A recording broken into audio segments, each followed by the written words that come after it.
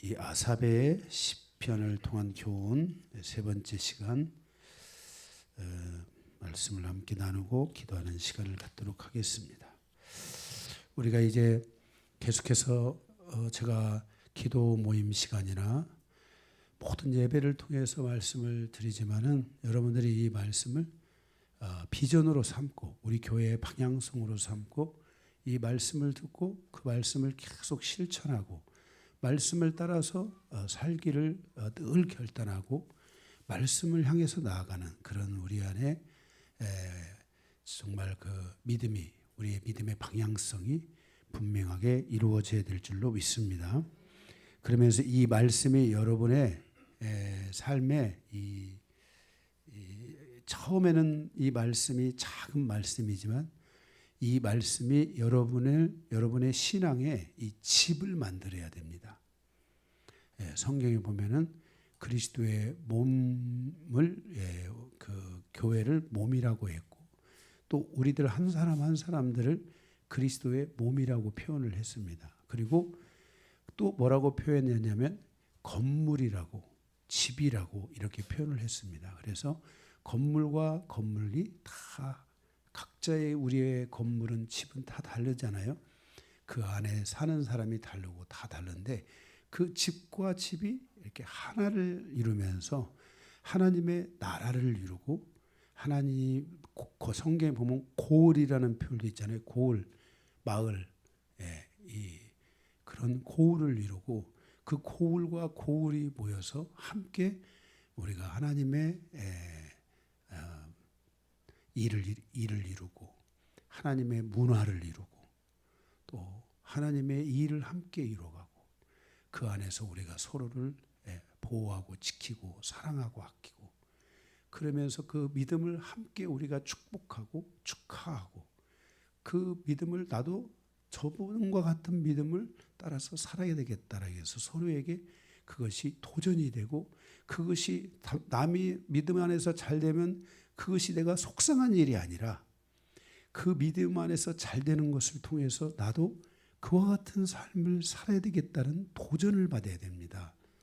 이 도전을 받아야만이 우리가 성도의 삶이 나의 그 신앙의 거울이 돼야 되지 그 성도의 신앙이 나의 그 무슨 뭐 그 구역질이 되고 막 나의 분노가 되고 나의 막 그 뭐라 할까 슬픔이 되고 나의 또 원수가 되고 그런 것을 하면 안 됩니다. 우리는 성도의 삶이 성도의 그 여정이 나의 거울이 돼서 나도 저분과 같이 신앙생활을 해야 되겠다 이런 마음이 있어야 됩니다. 우리 아마 아들이 그런 마음을 가졌을 것 같아요. 목회자로서의 삶을 다시 한번 하나님 앞에 결단하면서 나도 우리 아버지와 같이 살아야 되겠다. 아멘. 네. 아니 진짜로 그런 마음을 가지고 목회자의 길을 간 거 아니겠어요? 그 마음이 없었으면 이 힘들고 어려운 목회자의 길을 가겠어요? 안 할 것 같아요. 저도 정말 이 소명이니까 제가 이 목회를 하지 소명이 아니면 이 어려운 목회를 저도 선택 안 했을 것 같아요. 어떻게 보면 쉬울 수도 있지만은 하던 길이라 하던 삶이라 쉽지만 그걸 견디고 가지만 저는 이 목회자의 길을 가지 않기 위해서 제가 성공할 길도 열렸었고 또 세상에 나가서 나름 뭔가 하나님께서 저를 축복하실 거라는 그런 길이나 믿음도 다 열려졌었지만 정말 제가 이 길을 간 것은 내가 헌신해서 간 게 아니고 하나님이 저를 불러서 간 거예요. 소명해서. 전 정말 3번이나 제가 이 길을 가지 않으려고 아주 제가 갖은 때를 다 썼어요. 그런데도 하나님께서 결국은 저를 이 길로 가게 하시기 때문에 제가 순종하는 마음으로 이 길을 지금까지 왔어요. 왔는데 후회하지는 않습니다. 후회하지는 않아요. 만약에 정말 주님께서 저를 부르신다면 다음 뭐 언제든지 이 길을 가야 되겠지만 부르지도 않았는데 제가 헌신해 가지고 이 길을 가겠다. 그런 거는 아닌 것 같고 전 정말 열심히 수고하고 땀을 흘리고 열심히 벌어서 정말 하나님을 섬기는 자로 살아가는 것이 그게 또 축복이라고 생각합니다. 그래서 여러분들이 목회자로 부르지 않은 것을 감사하게 생각하고요. 네, 여러분들에게 주신 달란트 그것을 통해서 우리가 서로가 거울이 돼야 돼요. 서로가 기쁨이 돼야 되고 그렇게 하면서 교회가 아름다워지고 성장할 줄로 믿습니다. 네, 자 그래서 오늘 그러한 마음을 가지고 우리 오늘 시편 말씀을 함께 나누도록 하는데요. 오늘 이 시편은 75편은 1절에서 10절인데 10절밖에 안 되기 때문에 절별로 가면서 물론 끊어짐은 있지만 절별로 가면서 함께 은혜를 나누기를 원합니다. 먼저 서론을 간단하게 보고 1절부터 쭉 풀어가면서 말씀을 보고 듣고 그리고 우리가 말씀에 따라서 또 우리 기도 제목에 따라서 한 30분간 우리가 쫙 기도하고 그렇게 갈 수 있도록 하겠습니다. 자, 서론입니다. 시편 75편은 하나님의 백성들이 세상의 권력과 교만으로 위협받는 것에 대해서 공의로운 하나님께서 세상을 심판하실 날이 있다는 것을 믿고 확증하면서 공평하신 하나님을 찬양하는 시입니다. 이 무슨 말이냐면 하나님의 백성들이 살다가 보면 잘 되고 뭔가 잘 풀어지는 사람들은 정말 하나님의 은혜라고 이렇게 살아가는데 뭔가 조금 어려우면은 조금 뭔가 힘들면 이런 세상의 그 권력에 눌려버리고 세상이 그 자랑하고 있는 그 자랑과 세상이 높아져 있는 그 높음에 대한 교만함에 대해서 우리도 모르게 거기에 대해서 위협을 받잖아요. 저 사람들은 저렇게 잘 되는데 예수 믿는 나는 왜 이 모양이 이 꼴인가 하면서 막 위협을 받잖아요. 그리고 하나님의 축복은 언제나 주실 것인가 하면서 이 위협받잖아요. 그런 위협이 이 아삽이 살던 시대에도 그런 것들이 존재하고 있었는데 사실 이 다윗의 시대가 완벽하게 열리기 전까지는 정말 다윗은 늘 쫓기는 자였고 죽음의 위기가 있었어요. 다윗이 얼마나 성실한 사람이었습니까? 그런데도 다윗은 이렇게 생명의 위협을 느끼면서 살아갔던 거예요. 그 멤버들 중에 하나가 이 아삽이 아니겠습니까? 그리고 사울은 늘 우상 숭배하고 사울은 늘 다윗이 가서 전쟁에 승리해 줬는데도 불구하고 사울은 늘 의기양양하고 다윗을 죽이려고 하고 이렇게 하는 모습들을 보면은 그러한 세월이 몇 년이 갔어요? 10년이 갔어요. 10년이 말이 10년이지 사람에게 목숨의 위협을 느끼면서 도망다니면서 내일을 알 수 없는 삶을 10년을 산다고 생각해 보세요. 13년인가? 13년을 산다고 생각해 보세요.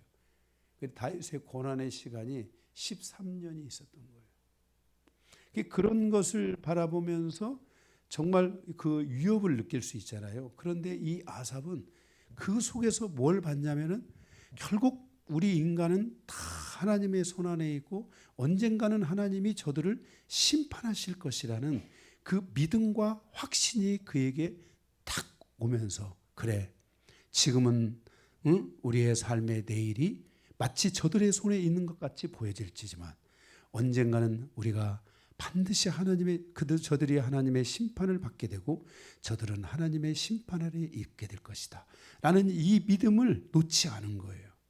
우리의 삶에 있어서 신앙생활은 오늘 내가 믿습니다. 하나님 말씀을 믿으십니까? 믿습니다. 이 믿음도 필요하지만은 우리의 믿음이 이 마라톤과 같이 장기적인 믿음이 필요할 때가 있어요. 우리의 믿음이 이렇게 단거리적인 믿음도 필요하지만은 하나님의 말씀에 대해서 오해하지 않고 믿고 그리고 그것을 꾸준히 밀고 나가는 이 믿음이 장거리적인 믿음이 여러분들에게 이렇게 있어야만이 그 믿음이 여러분에게 확신이 오고 언젠가는 그 믿음의 결실을 여러분들이 보게 되는 거예요. 그런데 우리가 세상을 바라보게 되면은 우리의 믿음, 세상의 위협, 세상을 바라본 이런 것들을 보면은 우리의 믿음이 장거리적인 믿음을 갖지 못하고 항상 단거리 믿음을 갖다 보니까 그냥 늘 지치는 거야. 늘 지치는 거야. 이렇게 여러분들이 여러분의 믿음이 지치지 않도록 해야 돼요. 한번 탁 하면은 거기에 대해서 끝을 볼 줄 아는 믿음.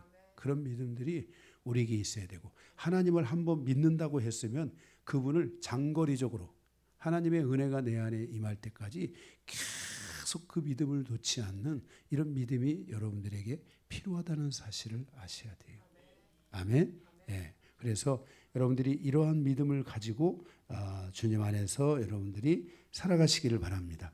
바로 그 아삽의 이 시편의 주인공인 아삽은 이렇게 하나님을 믿고 그 하나님을 바라보면서 하나님을 찬양하면서 온 세상은 반드시 심판받을 날이 온다. 저들이 지금은 날뛰는 것 같아도 저들은 언젠가 반드시 심판을 받는다 하는 그날이 올 거라는 것을 믿었던 것이에요. 우리가 잘 아듯이 다윗을 죽이려고 했던 사울왕이 어떻게 죽였어요? 나뭇가지에 목이 달려가지고서 나는 말 타고 가다가 나뭇가지에 턱 쳐가지고 죽었잖아요. 그렇게 죽으리라고 누가 생각했겠어요? 아무도 생각 안 하는 거죠. 이렇게 하나님은 선악간에 모든 것들을 반드시 심판하실 날이 온다는 사실을 우리는 믿고 하나님에 대한 우리의 믿음이 흐트러지지 않을 수 있어야 돼요. 그러므로 하나님의 자녀들은 세상을 중심으로 살아가는 삶이 아니라 하나님께 대한 믿음을 견고히 세우고 항상 하나님을 바라보면서 오늘 이 아삽과 같이 하나님 앞에 감사의 마음을 가지고 살아가는 이 은혜가 있어야 된다는 거예요. 그러면 어떻게 이 아삽이 이러한 삶을 가능하게 하였는가? 그것에 대하여 오늘 구체적으로 시편 75편의 말씀을 통하여 우리에게 말씀해 주고 있습니다. 오늘 절수가 작음으로 1절부터 10절까지 간단하게 핵심적으로 오늘 이 말씀을 보고 우리가 오늘 말씀을 마치고 기도하는 시간 갖겠습니다. 자, 우리가 먼저 1절을 보게 되면 오늘 말씀은 1절, 2절에서 5절, 6절에서 8절, 9절에서 10절 이런 식으로 문단이 조금 나눠지는데 일부러 문단은 나누지 않았어요. 왜냐하면 다 하나의 말씀이니까. 자, 그러면 먼저 우리가 1절을 보면 누가 주님께 감사하면서 살 수 있는 사람인가? 어떤 사람이 우리의 삶에 살아가는 삶에서 세상의 위협도 느끼고 때로는 여러 가지 어려움도 느끼고 때로는 여러 상황에 막닥뜨리면서 살아가는데 어떤 사람은 낙심하고 절망하면서 살아가는데 어떤 사람은 감사하면서 살아간다 이 말이에요. 오늘 이 아삽은 바로 그러한 모든 환경 속에서 장거리적인 믿음을 가지고 하나님께 감사하면서 갈 수 있었다는 거예요. 우리가 오늘 배워야 될 것은 어떻게 하면 우리도 쉽게 믿음이 지치거나 쉽게 우리의 믿음이 넘어지지 않고 우리가 어떤 상황이 와도 앞의 길이 잘 보이는 것 같지 않는다 할지라도 우리가 어떻게 하면 하나님 앞에 감사하면서 살아갈 수 있는 사람이 되는가? 그 조건이 무엇인가 하는 것을 우리에게 말씀해 주고 있는 것입니다. 만약에 우리가 어떤 세상에 유혹이 오고 공격이 오고 세상에 여러 가지 것들로 인하여 눌림을 당하고 나는 계속해서 어렵고 힘든 여정을 간다 할지라도 어떤 누군가가 감사할 수 있는 환경이 오고 감사하면서 살아간다면 그 사람은 넘어질까요? 안 넘어질까요? 안 넘어진다는 거예요. 그래서 이 감사하면서 살아가는 사람은 절대로 안 넘어져요. 세상이라는 환경은 똑같은 조건하에 있는데 누구는 감사하고 누구는 힘겨운 여정을 살아가야 되는데 그 이유가 무엇인가 하는 것입니다. 바로 그 1절에서 아삽은 우리에게 그 해답을 주고 있습니다. 1절 말씀을 보면 하나님이여 우리가 주께 감사하고 감사함은 주의 이름이 가까움이라 그랬습니다. 주의 이름이 가깝다. 예, 그러니까 이 주의 이름이 가깝다. 그러니까 주의 이름을 우리가 부르면서 주의 이름이 나에게 가깝게 느껴져 있어야 된다는 것입니다. 주의 이름을 부르면 멀리 있는 것 같지 아니하고 주의 이름을 부르면 나의 호흡에 있는 것 같이 주의 이름이 나에게 가까이 있는 이 친근함의 시간을 만들어야 된다는 것입니다. 제가 여러분들에게 지난주에도 아마 주의 이름에 대한 이야기를 했을 거예요. 무슨 일이 있든지 주의 이름을 부르는 자가 되라. 그런데 과연 여러분들이 얼마나 주의 이름을 불렀나 돌아봐야 돼요. 전 요즘 주의 이름을 많이 불러요. 그러니까 주의 이름을 부르니까 주의 이름이 나의 이 주님하고 부르는 이 호흡 속에, 이 말의 이 호흡 속, 말은 호흡이잖아요. 이 호흡 속에 주님이 딱 계신다는 걸 느껴요. 그 어떻게 느껴요? 그냥 제 이 감정적으로, 이 마음으로 그 주님을 이게 확 느껴요. 여러분들이 한번 지금 예수님 이렇게 하고 한번 여러분들이 불러보세요. 이게 진짜 나의 이 마음의 감정으로 확 느껴지면서 막 예수님 오늘도 저와 함께 해주십시오 하면 막 감정적으로 막 뭔가 막 울컥하고 막 눈물이 막 팍 쏟아질 것 같은 이런 감정. 응? 여러분들은 뽕짝이나 해야지 막 감정을 느끼죠. 응? 뽕짝 같은 거 들어오면 막 감정이 확 느껴져 가지고 막 은혜가 된다. 응? 뽕짝보다도 예수님의 이름을 여러분들이 주지. 저는 주님 없으면 살 수 없습니다. 저는 예수님 때문에 삽니다. 이럴 때 여러분의 이 막 감정이, 이 마음이 막 울렁하는, 막 울컥하는, 막 이 감정이 막 또는 막 기쁨이 막 확 올라가는 것 같은 막 그 이름을 부르는 것만으로도 막 내 마음에 주님의 위로가 확 오는 것 같은 이 이름에 대한 이러한 친근감이 우리에게 와야 된다는 거예요. 이건 여러분들이 꼭 실천을 해야 돼요. 이거는 기도도 해야 되지만은 실천을 해야 돼요. 여러분이 매일매일 순간순간의 모든 삶에서 예수님을 부르고 예수님을 여러분들이 계속해서 불러서 그것이 나에게 친근감으로 와야 돼요. 이렇게 예수님의 이렇게 그 이름에 대한 친근감을 가지고 있는 사람들에게, 이렇게 친근감을 가지고 있는 사람들에게 어떤 일이 일어나냐면 1절에 보면 주의 이름을 주의 이름이 가까움이라 사람들이 주의 기이한 일들을 전파하나이다 그랬어요. 이렇게 주의 이름이 친근감 속에 와 있는, 아주 가까이 와 있는 이러한 사람들에게 거기 주의 기사가 있다. 주의 기사가 나타난다. 그러니까 주님의 기사가 나타난다. 여기서 이 기사는 택시기사, 차기사가 아니고 히브리어로 팔라라는 말인데 놀라운 일들, 주님이 주고 주시는 크고 작은 일들이 나타난다는 거예요. 어떤 사람에게? 주의 이름의 친근감 속에서 주의 이름에 대한 주의 이름이 매우 가까이 있는 사람들, 이 친근감을 느끼고 살아가는 사람들에게는 바로 이 주의 놀라운 일들이, 크고 작은 놀라운 일들이 일어난다는 거예요. 그러니까 나는 어려운데 지금 내가 예를 들어서 돈으로 표시를, 여러분 좋아하는 돈으로 표시를 하면 내가 1억이 필요해. 1억이 필요한데 그런데 내게 지금 주님이 10만 원도 줄 수도 있고 100만 원도 줄 수도 있고 뭐 통닭 한 마리를 줄 수도 있어요. 그런데 그 크고 작은 일들이 내 안에 놀라운 일들이, 그 크고 작은 위로들이, 그 놀라운 일들이 계속해서 내 안에 주님의 친근감 안에, 주의 이름의 친근감 안에 살아가는 사람들에게는 이런 게 있다는 거예요. 이런 일들이 일어난다는 거예요. 여기 선포하다는 말은 전하다 이런 뜻이거든요. 나타내다. 이걸 어떻게 나타나느냐? 감사합니다라고 나타내게 된다는 거예요. 사람들에게.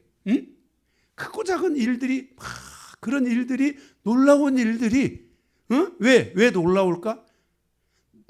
누군가가 나에게 주면 별로 안 놀라운데 눈에도 보이지 않고 잘 보이지도 않은 그 주님, 내가 늘 그 이름을 부르고 있는 주님이 주셨다고 느껴지니까, 주님이 해주셨다고 느껴지니까 그 일이 나에게 감사함이 된다는 거예요.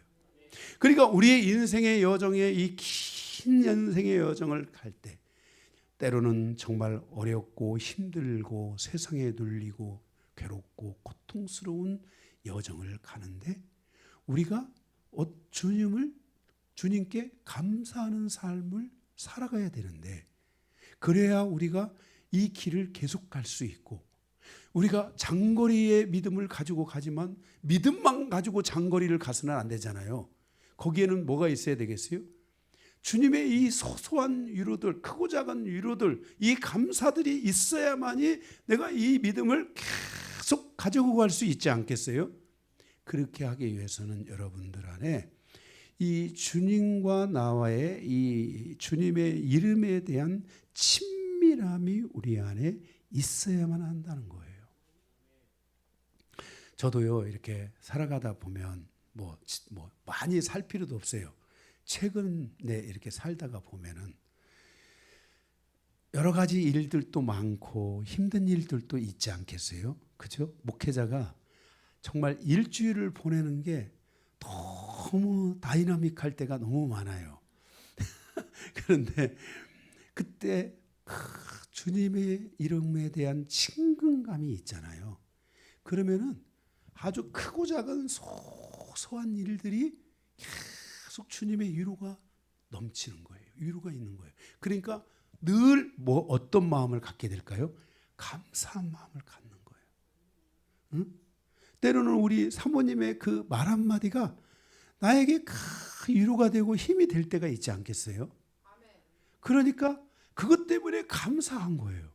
그래서 먼 주님의 저에게 주신 그 여정을 가는데 그 길을 큰 길인데 그것을 믿음을 가지고 가야 돼요.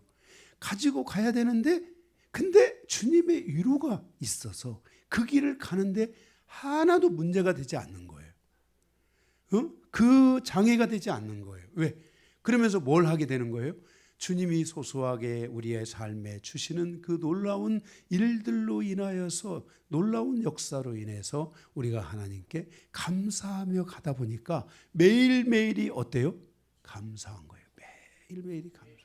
그래서 저는요, 여러분들이 저는 믿음으로 제가 하는 게 하나 있어요. 왜냐하면 늘 주님께 감사가 있어서 저는 지금까지 제가 신앙생활을 하면서 감사헌금을 안 한 적이 없어요. 매주 저는 항상 감사헌금을 드려요. 네. 제가 그것은 하나님 앞에 너무너무나 제가 늘 체험하고, 주님이 주시는 놀라운 일들, 크고 작은 일들이 없으면 제가 살아갈 수가 없잖아요. 그런데 정말 주님이 저에게 크고 작은 많은 놀라운 일들을 늘 주시기 때문에 저는 늘 감사한 거예요. 정말 하나님 앞에 늘 감사함으로 살아가요. 정말 저는 이 감사에 대한 은혜가 너무너무나 크고, 감사 때문에 막 몇 시간을 울기도 하고, 이 감사가 너무너무나 중요한데, 이 감사가 있는 삶이 되려면 뭐를 해야 된다고요? 뭐가 있어야 된다고요?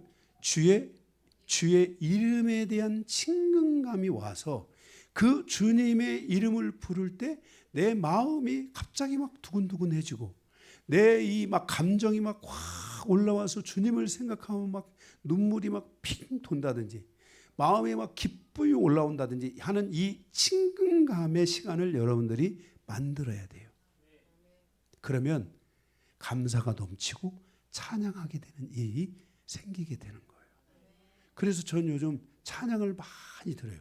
감사가 넘치니까 찬양을 많이 듣고, 찬양을 많이 들으니까 위로가 되고, 이렇게 주님과 우리가 살아가는 이런 모든 삶들이 이렇게 항상 주님의 이 친근감 안에 살아가면은 여러분의 삶에 이 소소한 크고 작은 많은 일들이 여러분 안에 있어지게 된다는 사실을 알아야 돼요.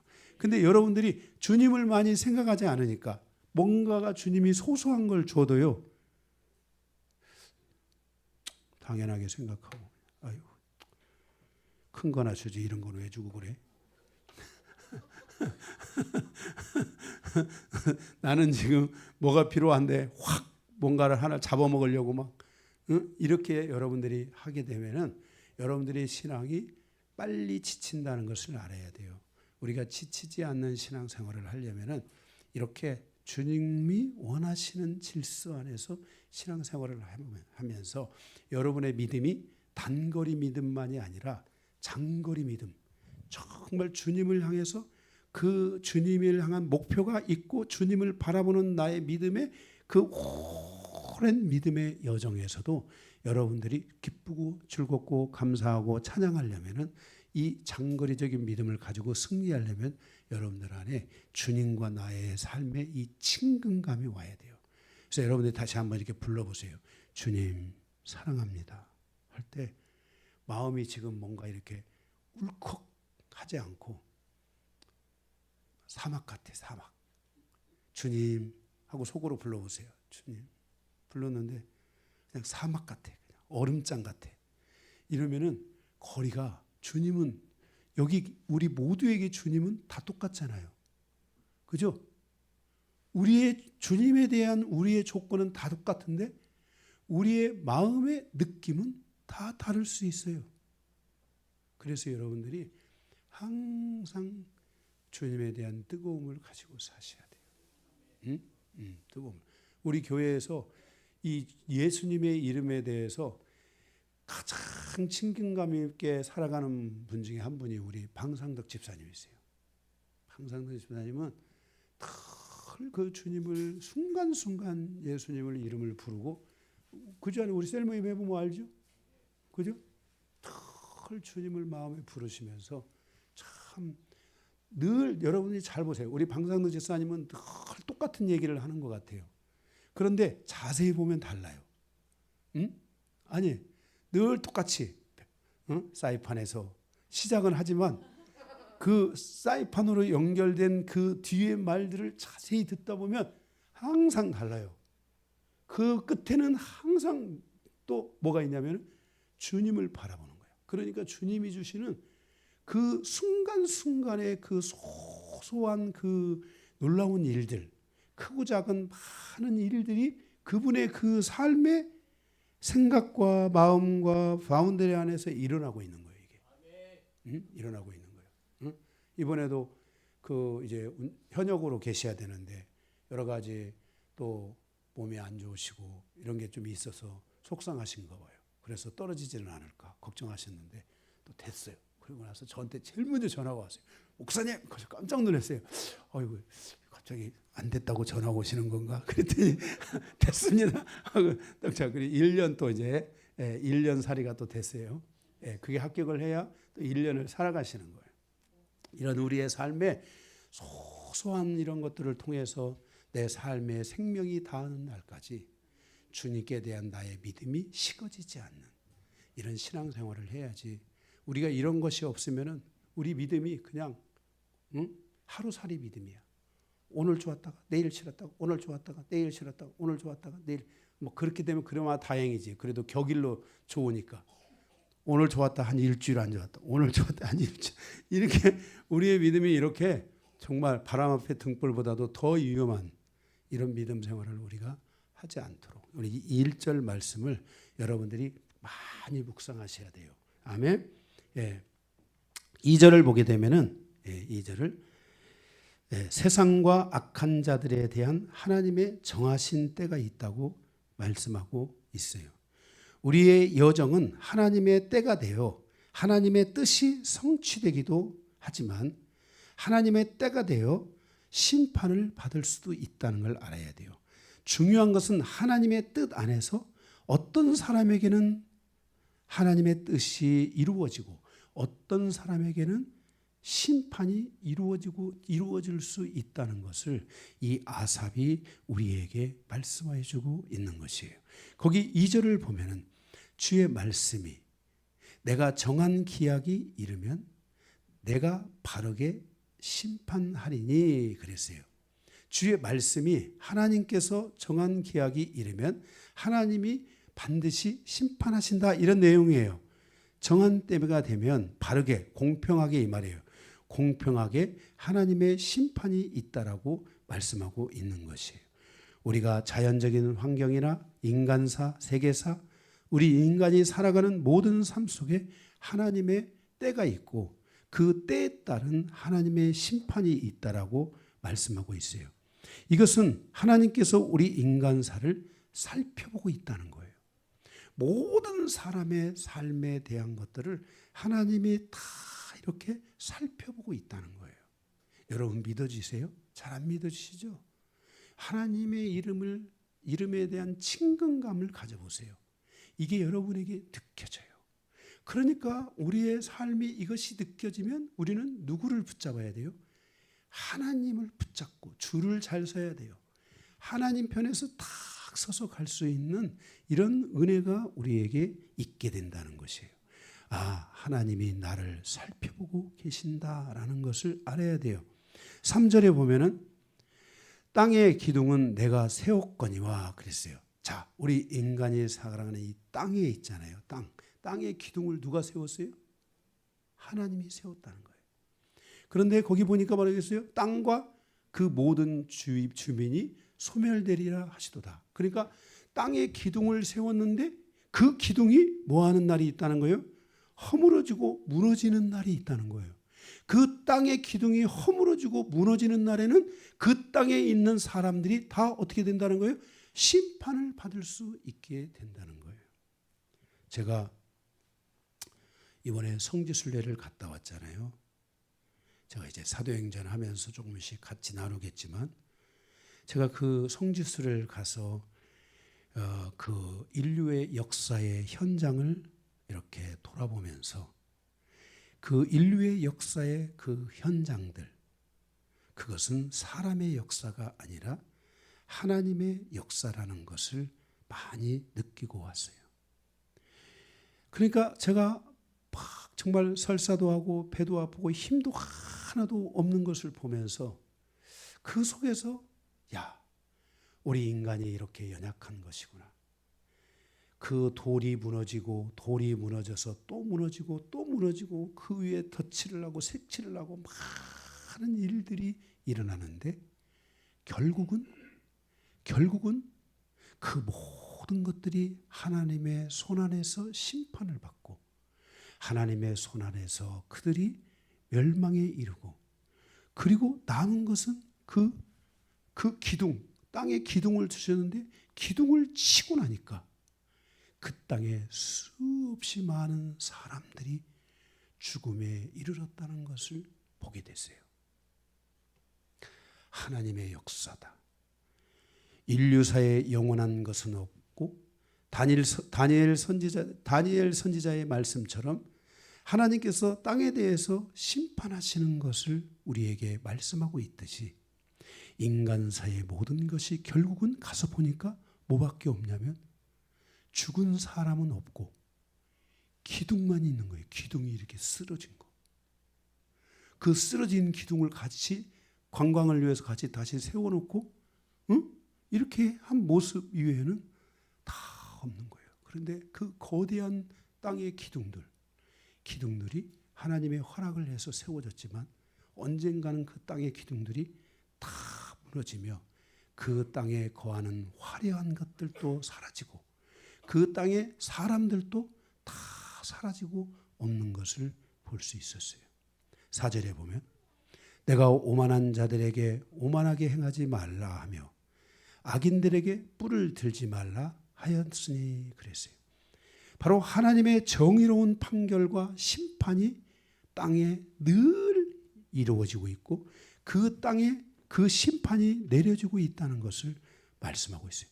때로는 그 기둥을 무너뜨리는 것이 사람이기도 하지만 때로는 그 기둥을 무너뜨리는 것이 자연이기도 해요. 태풍이 와서 또는 지진이 와서 그것들을 다 헐고 무너뜨리며 인간 안에서 하나님이 허락된 그 어마어마한 기둥들도 다 허물어졌어요. 정말 제가 가서 놀란 것은 기둥 하나가 이것을 넘어서 가지고 사방으로 기둥 하나가. 그런데 그 기둥이 넘어질 수 있어요, 없어요? 없는데도 넘어졌어요. 기둥이 넘어졌어요. 도저히 허물어질 것 같지 않은 성도, 막 세겹으로 그 해서 된 성도도 뭐. 제가 일본에 갔을 때 일본 그 수상인가 그 왕 일본 왕이 있잖아요, 왕. 그 왕이 사는 궁궐이요, 이렇게 문으로부터 벽이 세 겹으로 돼 있어요. 그러니까 거기에 누가 들어가가 잠입해가지고 그 누구 왕인가 누군가를 죽일 수가 있어요, 없어요? 없게끔 돼 있어요. 그렇게 철저해요. 그런데 아무리 인간이 많은 기둥을 쌓고 많은 벽을 쌓아도 그것도 다 어떻게 되더라? 무너지더라는 거예요. 무너지더라는 거예요. 그래서 하나님이 말씀하셨어요. 오만한 자들에 대하여 오만함으로 대하지 말라. 만약에 이 오만하다는 말은 자랑하다 이런 뜻이에요. 어떤 사람들이 무엇인가를 자기 것을 자랑할 때 나도 자랑할 게 있어 하고 그렇게 자랑함으로 대하지 말라는 거예요. 자기의 존재를 높이는 것에 대하여 하나님의 심판이 있다는 것을 말씀해 주고 있어요. 그래서 우리는 항상 겸손한 심령으로 살아야 돼요. 항상 일정한 마음, 겸손한 마음, 자기가 무엇인가를 가지고 있다라고 하는 것을 조심해야 돼요. 4절 5절에 보면 악인들에게 뿔을 들지 말라 말씀하였다라고 말씀하고 있어요. 자기 힘을 드러내고 자기 위엄을 드러내는 것들을 조심해야 돼요. 나의 모든 힘과 위엄이 주님으로부터 왔다는 것을 믿어야 돼요. 그래서 무엇이든지 왼손이 하는 것을 오른손이 모르게 할 수 있어야 되고, 선한 일을 하고도 자신을 높이면 그는 하나님의 심판을 받을 수 있다고 말하고 있어요. 왜? 교만하지 말아야 돼요. 우리 교회에 제가 누구라고 정말 얘기하지 않겠지만 우리 교회 탄생에서부터 지금까지 성도들을 참 많이 섬겨온 성도가 한 분이 계세요. 근데 그분은 한 번도 자기가 뭐를 섬겼다고 말하지 않으세요. 지금까지도. 네, 정말 가장 어렵고 힘들 때도 정말 성도들을 섬겨오신 성도가 있어요. 누구라고 말하지 않겠어요. 네. 그런데도 자기가 뭘 했다고 생각을 안 해요. 그냥 평범하게 이렇게. 왜냐하면 이 교만이 드러나는 즉시 이러한 자기 위엄이, 우리의 모든 축복이 누구로부터 온 거예요? 그것을 지금 여기 아삽이 말하고 있는 거예요. 모든 것이 다 하나님으로부터 왔는데 마치 자기가 무엇을 하는 것처럼 하는 것들에 대하여, 모든 것이 하나님에 의해서 되어진 것인데 마치 자기가 무엇을 한 것인 것처럼 하는 것에 대하여 조심해야 된다는 거예요. 네, 조심해야 된다는 거예요. 언젠가는 반드시 내가 너에게 주었는데 너 그거 가지고 네 힘을 발휘했지 하는 순간 하나님께서 심판받을 수 있다는 거예요. 네? 그래서 우리가 뭐예요? 많이 받은 자는 뭣도 많다겠어요? 뭣도 크다겠어요? 심판도 크다겠어요. 많이 가르치는 자, 목사는 가르치는 만큼 거기에 대한 하나님의 심판도 큰 거예요.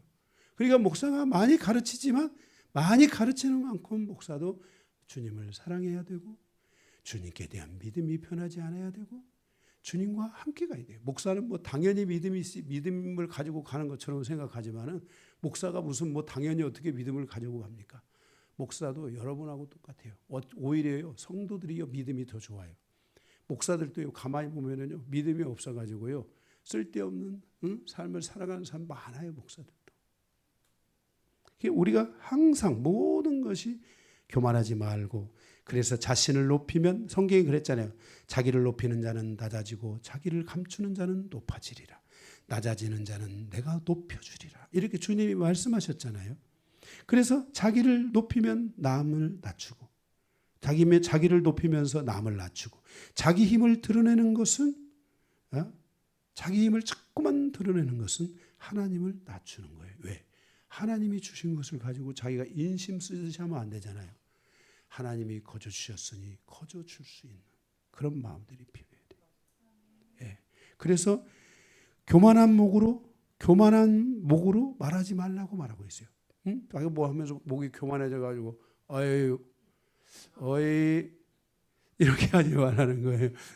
교만한 목으로 말하지. 제 얘기가 아니라 오늘 성경의 5절에 지금 말씀하고 있잖아요. 그래서 자기를 높이면 남을 낮추게 되고 자기 힘을 드러내면 하나님을 낮추었어. 그래서 안 된다는 거예요. 위에 나타나 있는 것은 세상 사람들의 질서라는 거예요. 하나님은 세상과 세상 사람들의 질서를 배우지 말라고 말씀했어요. 왜? 반드시 그것을 심판하신다는 거예요. 따라서 교회 안에서의 모든 선행은 저는 교회를 통해서 하는 것이 가장 좋고 자기 이름이 드러나지 않아야 돼요. 그러면 하나님께서 100배로 1000배로 다 알아서 갚아주시고 우리가 어떤 전념을 위해서 선행을 행하는 것도 다 주님의 은혜로 된 것이지 내가 뭐 잘나서 된 게 뭐가 있느냐. 나는 주님이 나에게 내가 주님을 섬기고 그렇지만 나는 주님이 원하시면 주님께 받겠습니다. 이렇게 해서 우리가 사람에게 받는 게 아니라 주님께 받아야 돼요. 사람에게 받는 즉시 위험해지는 거야. 자기 것이 우리 인생에 뭐가 있겠어요. 그래서 우리가 주님의 이름을 부르고 주님께 감사하고 주님으로부터 받으려고 하는 이런 마음을 우리는 항상 가지고 사셔야 돼요. 아멘? 네. 그래서 오늘 여기 보니까 반드시 정하신 때가 되면 그 정한 때에 그 우리의 모든 것은 심판을 받게 된다는 거예요. 그래서 그 심판이 어떤 사람에게는 축복으로 올 수 있고 어떤 사람에게는 그것이 하나님의 심판으로 멸망으로 올 수도 있다는 것을 여기 이 아삽이 그것을 말씀하면서 아삽의 마음에 하나님을 어떻게 했어요? 바라보는 마음이 생긴 거예요.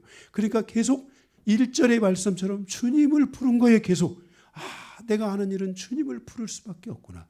주님의 이름을 부를 수밖에 없구나. 그러다 보니까 주님과 나 사이에 이름에 대한 뭐가 생겼어요? 친근감이 오게 됐고 그 친근감을 가지니까 하나님께서 크고 작은 모든 일들을 계속해서 기이한 일들을 계속해서 하나님이 그것을 이루어 주시고 인도해 주시면서 우리로 하여금 믿음 안에 살아갈 수 있도록 하게 하셨다는 거예요. 아멘. 네. 그래서 여러분들이 계속해서 이렇게 주님의 정한 때가 있다는 것을 믿고 두려워할 것도 없어요. 세상에 너무 눌릴 것도 없어요. 죽기밖에 더 하겠어요. 그러나 그것도 내 힘으로 죽으면 안 되고 주님의 뜻에 되면 때가 되면 다 죽는데 그죠? 그때 우리 죽음 뒤에 상급이 있을 수도 있고 우리 죽음 뒤에 잘못하면 심판을 받을 수도 있잖아요. 우리는 항상 주님을 바라보면서 주님의 때에 상급을 받을 수 있는 성도로서의 믿음의 여정을 가야 될 줄로 믿습니다. 자, 6절을 보게 되면은 성도들은 세계사와 민족사와 인간사의 모든 일에 대한 하나님의 절대 주권을 믿고 확신해야만 한다는 것이에요. 세상의 모든 일이 하나님에 의해서 결정된다는 것을 믿어야 돼요. 이것을 믿는 것은 하나님의 절대 주권을 믿는 성도의 마땅한 믿음이라는 것을 알아야 돼요. 우리는 하나님의 절대 주권을 믿는 믿음이 우리에게 있어야 돼요. 길을 가면서 제가 성지순례를 갔는데 성지순례를 딱 가면서 와가지고 저거는 노마곤이 무너뜨리고 저건 누가 무너뜨리고 이렇게 보면 안 돼요. 딱 다니엘서를 딱 보니까 인류 역사의 어마어마한 제국들 아시리아, 바벨론, 페르시아 그리고 헬라, 로마 이런 열국의 제국 지금 되잖아요. 이런 모든 제국들이 다 그곳에 스쳐 지나가는데 그것을 다 그 기둥을 탁 쳐서 무너뜨린 게 다 누구예요? 하나님이라는 거예요. 저는 그것을 본 거예요. 하나님께서 그 화려한 제국들을 무너뜨렸구나. 로마는 영원한 줄 알았는데 오히려 하나님만 영원하시구나. 그래서 로마가 그 기독교를 국교로 맞이하잖아요. 그죠? 비록 그 국교로 맞이한 캐토릭을 중심으로 한 그 기독교가 1000년의 역사 동안에 패망의 길을 가서 잘못된 길을 가서 좀 가슴이 아프지만 그러나 어쨌든 그 나라를 바치잖아요. 그래서 기독교가 전 세계에 국교가 된 적이 있는 거예요. 국교가. 놀라운 일이 아니겠어요, 이게요. 그러니까 이 모든 것이 바로 하나님의 주권 안에 있다. 하나님이 살리기도 하고 죽이기도 하고 하나님이 그것을 허락하기도 하고 그것을 망하기도 하고 이 모든 것이 하나님의 주권 안에 있다는 것을 알아야 돼요. 우리의 인간사도 마찬가지예요. 하나님, 나의 고통이, 나의 아픔이 하나님의 절대적 주권 속에 있는 것을 믿나이다.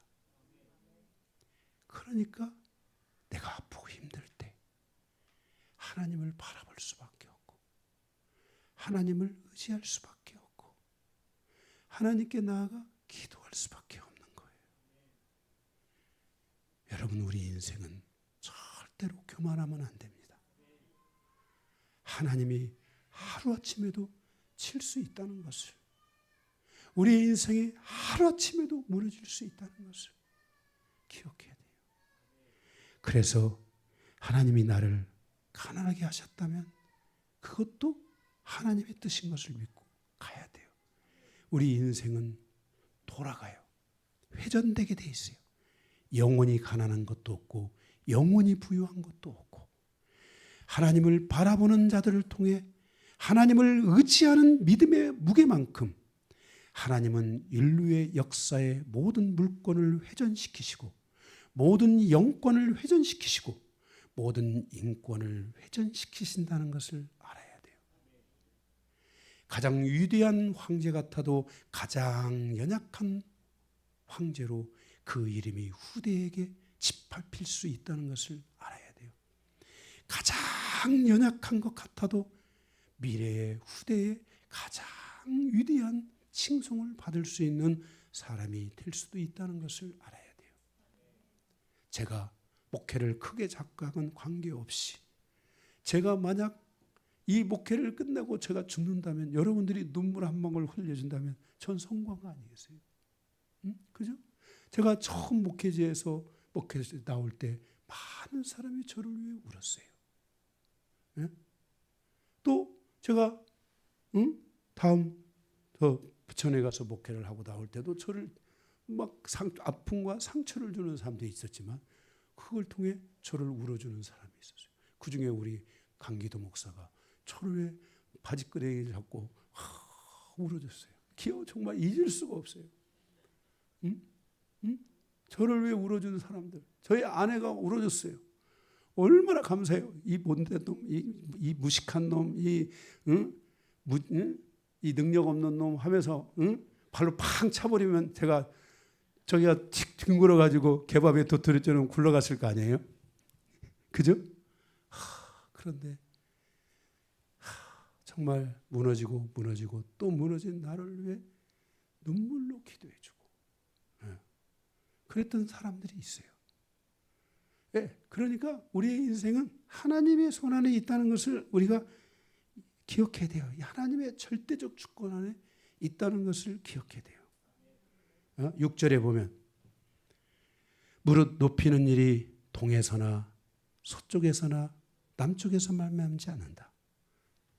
나를 높여주는 일이 동쪽에서도 일어나는 게 아니고 서쪽에서도 일어나는 게 아니고 남쪽에서도 일어나는 게 아니다. 북쪽은 더 말할 것도 없어요. 마귀 새끼. 북쪽은 북극성 거기서 사단이가 왔으니까 그죠? 이스라엘도 좀 북쪽에 적들이 많잖아요. 우리나라도 좀 북쪽에 적들이 있고, 말할 것도 없어요. 우리의 삶에 그러니까 세상이 그 어떤 것이 나를 높이는 게 아니라는 거예요. 그래서 우리가 기도해야 돼요. 나를 높이시는 분은 하나님밖에 없다. 내 삶에 놀라운 역사가 일어나고 놀라운 기적이 일어났다면 내가 똑똑해서 그런 게 아니고 하나님이 나를 긍휼히 여기셨구나. 하나님이 나를 긍휼히 여기셨구나. 그것을 알아야 돼. 정말 제가 목회를 하면서 우리 여기 박 권사님, 박세희 권사님도 계시지만 제가 언제부턴가 우리 박승희 권사님이 불쌍하더라고요. 제가 너무나 불쌍해서 제가 기도를 많이 해줬어요. 그리고 건강하게 잘 살고 계시잖아요. 이게 하나님이 우리를 불쌍히 여겨야 돼요. 하나님이 우리를 긍휼히 여겨야 돼요. 하나님의 눈물을 보셨습니까? 하나님에게도 눈물이 있으세요. 하나님은 때로는 피눈물도 흘리세요. 여러분들이 하나님의 눈물을 볼 줄 알아야 돼요. 나를 왜 울고 계시는 하나님을 볼 수 있어야 돼요. 그러면 우리는 부유해질 수 있어요. 하나님이 나를 왜 눈물을 흘리시는데, 우리의 삶에 있어서 이런 하나님의 절대적 주권을 믿고 우리의 나를 높이고 나를 위한 일들이 동쪽에서 일어나는 것도 아니고 서쪽에서 일어나는 것도 아니고 남쪽에서 일어나는 것도 아니다겠어요. 7절에 보면 주께서 거기 아니고 오직 재판장이신 하나님이 나를 낮추시고 저를 높이시리라.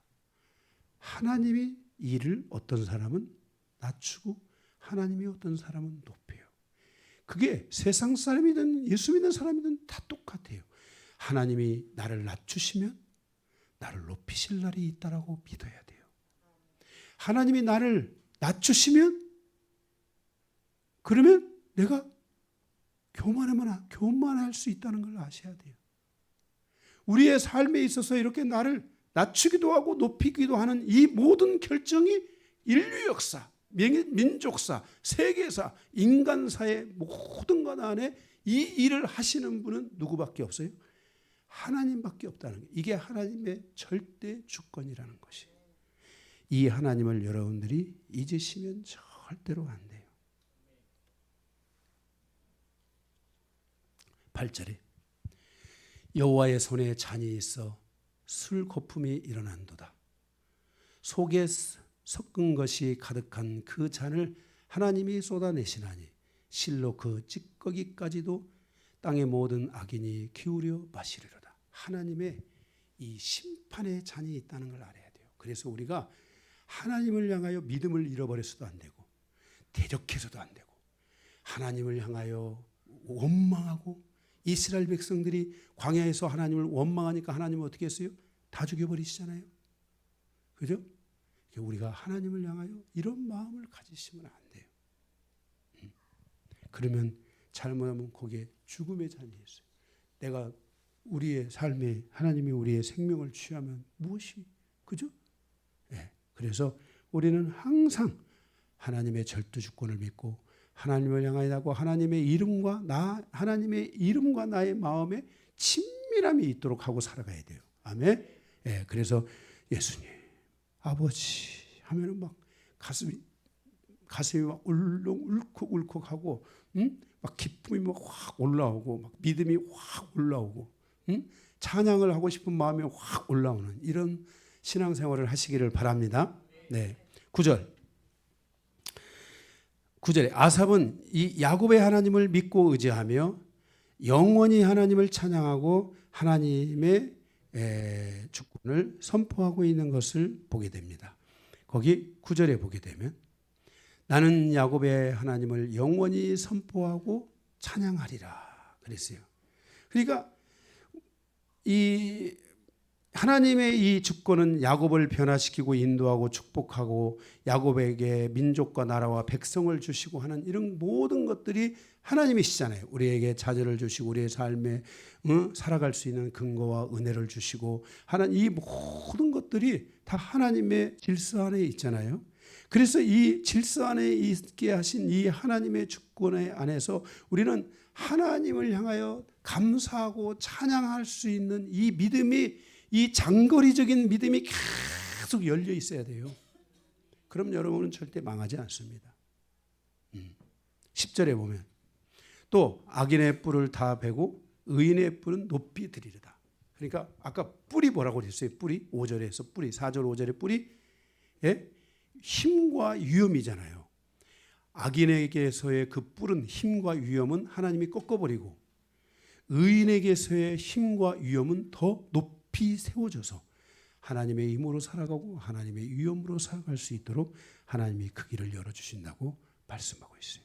오늘 여러분들이 이 말씀을 잘 묵상하고 이 말씀을 생각하면서 정말 나의 삶에 이 하나님의 이름과 나의 마음 사이에 이 친밀함들이 열려져 있어서 하나님과 함께 가는 이 여정 속에 하나님께서 영광 받으실 수 있는 그런 삶을 살아가는 성도님들이 다 되시기를 바랍니다. 자, 오늘 우리가 기도하고 좀 하겠는데요. 제 시계로